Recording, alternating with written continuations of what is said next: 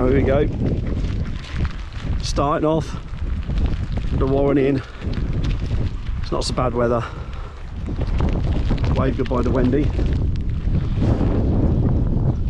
And now we're going to make our way up here.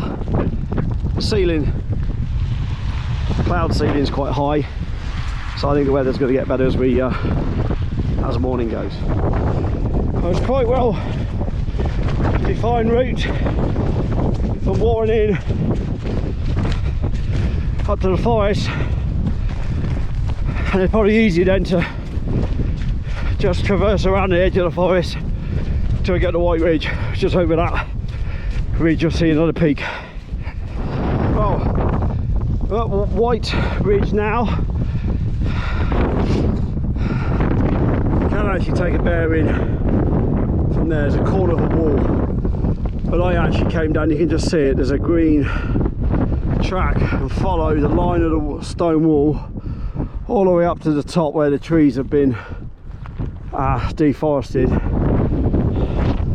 and you're here. And then we're going effectively straight across there, near enough, but we've got to go to Sitterford first, because that one's just over the ridge there. There's the grey Werther's stone circles. You come from up over there, pretty much come in a straight line, and we're heading up to Sitterford. Actually, Sitterford is probably one of the prettiest tors, or it would be if it wasn't for the fencing that cuts right across it, which is a bit of a shame. But that's just about to come into view as we top this crest there. It's not so bad actually. It's quite wet down in the valley just behind me, and as you get to the top of the hill it gets quite long grass. There we are, Stats house. I'm winding down. It's a reasonable line straight across from Sitterford, but you lose the line goes when you're in the valley down there, so I came up that side and zigzagged in. There's another one done. There's a windy, desolate place up here. Heading over to Kit's Rocks, which is on the way to Cut Hill, down the distance. It'd be easy to navigate here. You take a bearing from the Stats house. You can't see on the camera, but there's a line of range markers which you can then follow, both the flat tor, which is over here, and then back up to Cut Hill, which is up there. Right, I'm making my way across this oval grass in the wind. Yeah, here we are, Kit Rocks. Hope he does. Anyway, we're at the East Dark River, so it's been raining a bit, so I have to find a place to cross that's not too dangerous. It's not quite so bad, but as you can see the water is quite high. You can actually go up there a bit further, might be easier to avoid the rushing water, but we sort of want to get over the top here. It's still very deep. Find a spot that we can jump across. It's probably there will do. That looks a better place. Let's give it a go. That's the range markers. So there's a line them in that way. They go there, and then they actually go that way where I am. So you can follow them a little bit, and then when they split between the ranges, you can go to the right. You do post it at night. It's easy to navigate, or you can sort of go down and straight up. I'm actually going to follow the markers, but up there's flat tor about 3 or 4 range markers on, and then you have to come back to this point where you turn my right and the other way, your left, and find the next range marker which takes you up to Cut Hill.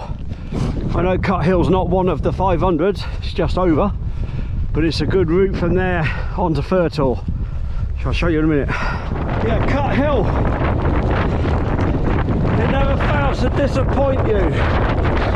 Last time I was up here, you get here and it was horizontal blizzards. This time I come up, it's literally blue sky over there, and it's hailing now, and since I got shorts on, it hurts. Anyway,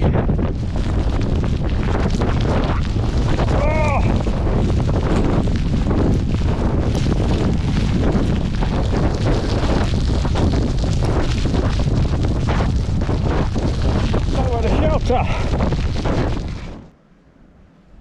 Just in the lee of Dinger Tor. Just getting a bit of shelter. And the hail stopped now. We're going to little knee set, which is just up there. And then we're going to head up to that one there, which is a great knee set. And on the other side is Dinger. And then us on the way home from there. Good one.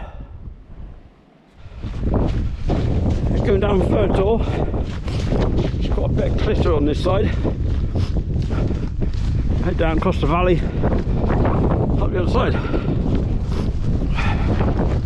Hailstones have stopped. That one there is great knee set. And beyond it, to the left, is high relays, which you'll pass around or pass over. Dinger is just the other side, you can't quite see it. But bless you up, you go to Fordland's Ledge, which is on the end, and then you go down and straight out that valley. That's pretty tough. You want to start on the other side near the Branscombe Loaf end, but it's getting out of that valley is hard work, so just be prepared for that. And you've got great links over there, and then you'll run along this ridge here for these tours here. The Dinger Tor is just this side of Great Links, Sharp Tor as you go over, and then you'll start coming back round, back south on your way home. Sun's come out, it's beautiful. Well, it's quite deep to wade through because I have to jump. I'll try and do it with the camera on. Whew. See if I can land somewhere over there. Yep, just. So what happens if you get unprepared?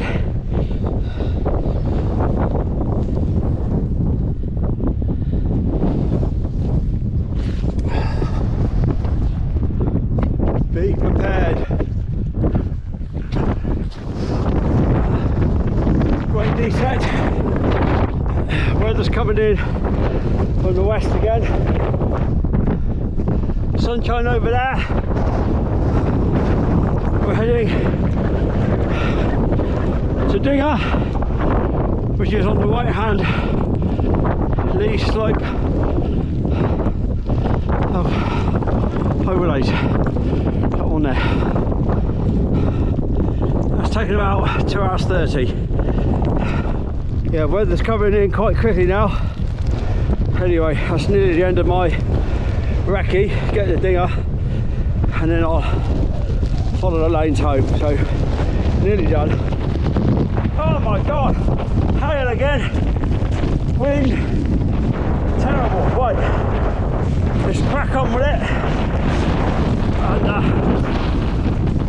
get on back home. Nice hot shower. Our next problem is getting across here. It's actually going quite fast, but Dinger's only just up there. I'll have to find a suitable place to cross, although I don't want to go in there, it's very deep, it's going quite fast, so I might go here.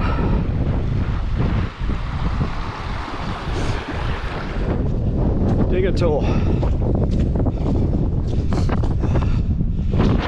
3 hours. Nearly home. Oh, blimey. Nearly home and slip over. Just coming up to the our little valley that takes me into the East Owen River. This is just one of the spurs of it.